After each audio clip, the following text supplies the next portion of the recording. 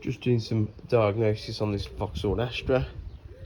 So it's rough running and idle, so I've took the spark plugs out. So this was number 1, number 2, number 3 and number 4, and as you can see here, number 2 is badly sooted up, indicating that there is a fault on this cylinder.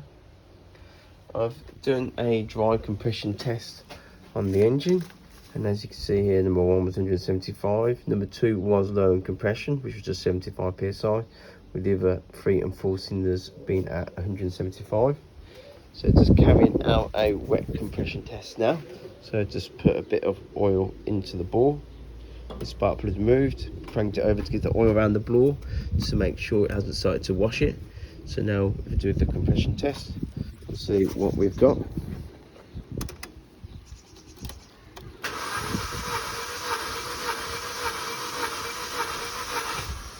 A good few cranks, maybe have a look.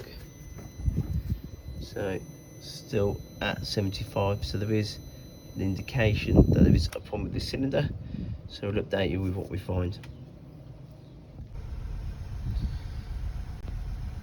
So before, the car was idling really low, it was about 600, and you could really feel the misfire coming through the car. We did the compression test and we could confirm.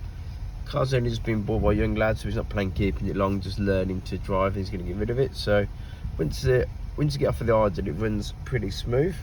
So what I did do was, as you can see here, there's a special function. I'm using a launch profile, so I went to special function, then I went to program idle, and what I've done there is I've just picked up the revs from this point to just below 1,000, as you can see there now, and it's just smooth the engine out. It's just took that harshness away from that misfire, so he's pretty happy with the results from that. As long as the lights don't come on, it's not misfiring heavily when he's driving the car, he's happy just to use the vehicle as it is. So just a bit of a update to add to finish off this video to what we've done to resolve this idle.